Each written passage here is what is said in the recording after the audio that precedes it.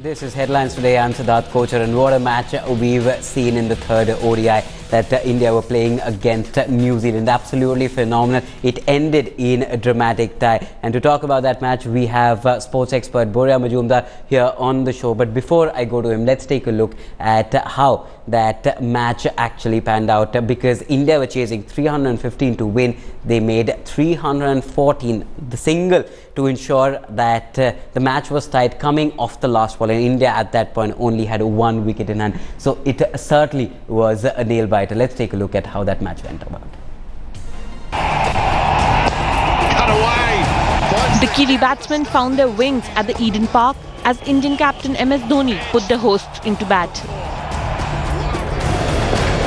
Jesse Ryder got out cheaply, but from here on, it was one-way traffic as Guptill and Williamson took the charge as they smashed the Indian bowlers to all corners of the Eden Park. Kane Williamson scored his half-century of 61 deliveries. Very well played. India were now looking at the wrong end of the barrel as New Zealand reached 189 for 1 in the 33rd over. But Shami soon broke the standby, sending back Williamson. Just tried a bit too. Once again. Guptill got his 100 of 123 balls but could not last very long. And then Ashwin got his first wicket since the second one-day match against South Africa last year. He sent back dangerous Corey Anderson for 8 runs. The Indian team was now on a roll, picking up 8 wickets for 99 runs. Some late hitting in the end took New Zealand to 314 runs. Chasing a target of 315 runs to win the match, Rohit Sharma got a life in the first over. But from here on, the Indian openers were on a roll. Both Rohit and Shikhar were dealing in boundaries, picking up 6s and 4s at will. And then against the run of play, India lost both openers. Shikhar Dhawan was brilliantly caught at mid-wicket by Martin Guptill. And Rohit Sharma pulled out to third man for 39 runs.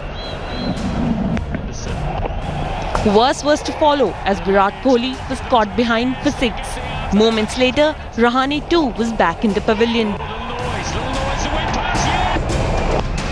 India's hopes now rested on Raina and Dhoni. The two took the score from 79 for 4 to 146 when Raina got out. India had now lost half the side and the target was still 169 runs away. MS Dhoni got to his half-century with a stunning 6, but was out the very next ball. Ashwin got to a brilliant half-century. Right, well there's your free. 2 runs were needed of the last ball, but Jadeja settled for a single and the game was tied.